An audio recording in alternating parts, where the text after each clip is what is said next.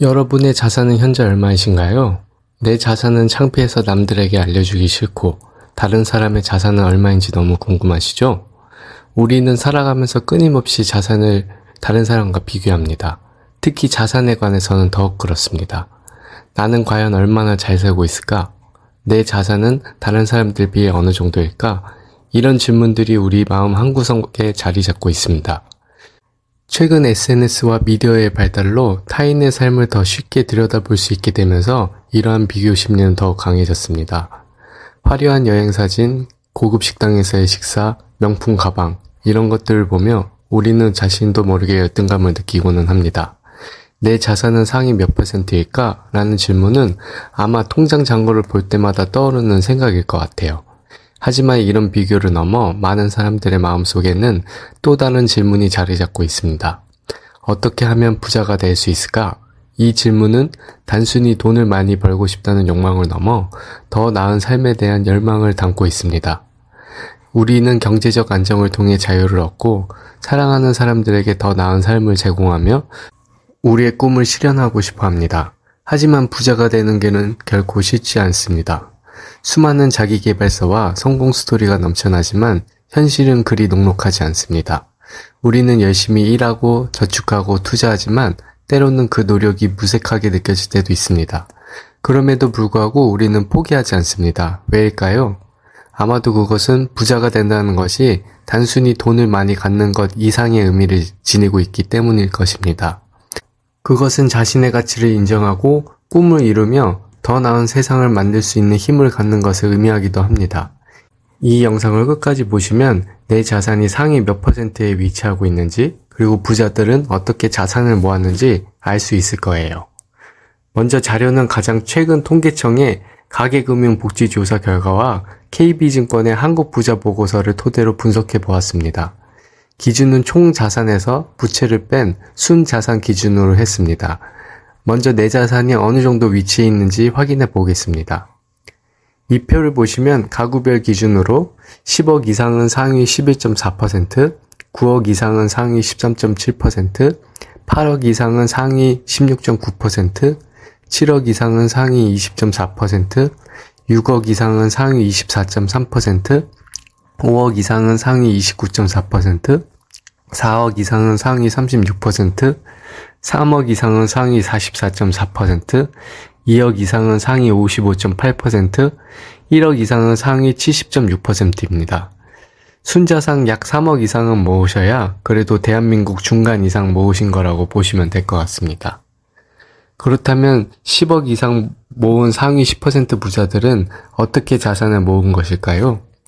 10억 이상 모은 사람들의 부의 원천은 금수저이거나 부동산 투자, 금융투자, 사업소득, 근로소득 이렇게 크게 4가지가 있는데 근로소득이 가장 적은 것을 알 수 있습니다. 부자가 되는 법은 크게 3가지, 금수저이거나 투자로 벌거나 사업해서 벌거나입니다. 하지만 금수저로 태어나는 것은 내가 할 수 없죠. 그렇기 때문에 현실적으로 부자가 될 수 있는 방법은 오직 내가 직접 사업을 하거나 유망한 사업에 투자하는 것입니다. 이 이유는 돈의 원리를 알면 명확해지는데요. 대부분의 사람들은 연봉이 올라가면 부자가 될 것이라고 착각을 합니다. 하지만 대부분은 내 연봉의 인상률보다 인플레이션으로 인한 더 빠른 물가 인상률로 실질 금리 인상률은 그대로이거나 마이너스인 경우가 많습니다. 또한 연봉이 올라갈수록 세금은 기하급수적으로 올라가는데요. 직장인들은 돈을 벌자마자 바로 세금을 냅니다. 그 이후에 내 돈을 쓰게 되죠.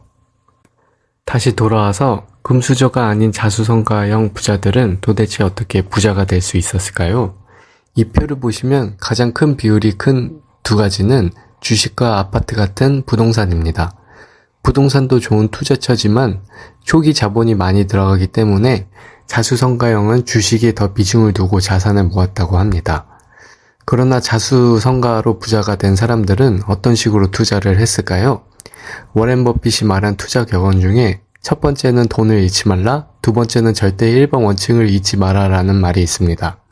표를 보셔도 알 수 있듯이 대부분의 안정적인 투자하신 분들이 부자가 되었습니다. 물론 일부 위험한 투자를 해도 부자가 되시는 분들도 있지만 100명 중에 한두 명 수준입니다. 지금까지의 내용을 요약해보면 상위 약 10%의 부자 중 자수성가로 순자산 10억 이상의 부를 이룬 사람들은 사업을 하거나 주식으로 안정적인 투자를 해서 대부분의 부를 이루었다고 볼 수 있습니다. 그렇다면 안정적으로 주식 투자를 하려면 어떤 것을 알아야 할까요? 대부분의 사람들은 돈이 무엇인지 모른 채 투자에 뛰어들고는 합니다. 주식 입문자는 다른 사람들의 말을 듣고 매수하여 처음에는 이득을 보지만 언제 팔아야 할지 몰라 조금이라도 주가가 떨어지면 그때부터는 강제적으로 장기 투자자가 되곤 합니다. 반면 어느 정도 주식 투자를 좀 안다는 사람들은 재무제표도 보고 주식 차트 분석을 하며 골든크로스, 볼린저 밴드, RSI 등 각종 기법들을 이용하여 매수를 합니다. 하지만 진짜로 거기서 매수를 한다고 항상 수익이 나던가요? 여러분, 솔직히 말씀드리겠습니다. 투자가 쉬웠다면 우리 모두 백만장자가 되었겠죠? 처음 투자를 시작할 때 저도 여러분처럼 빠른 수익에 눈이 멀어 있었습니다. 이 주식 무조건 오른다, 단타로 대박치기 같은 키워드에 현혹되어 밤새 차트만 들여다보던 시절도 있었습니다. 결과는 아마 짐작하실 겁니다. 쓰디쓴 실패를 맛보았습니다. 학창시절 우리는 수학 공부를 할 때 덧셈 뺄셈부터 배우고 이후에 방정식과 미분을 배웁니다. 하지만 대부분의 사람들은 투자를 하기 위해서 돈이 실제 무엇인지 공부를 하지 않고 돈을 빨리 벌 수 있는 기법부터 배우려고 합니다.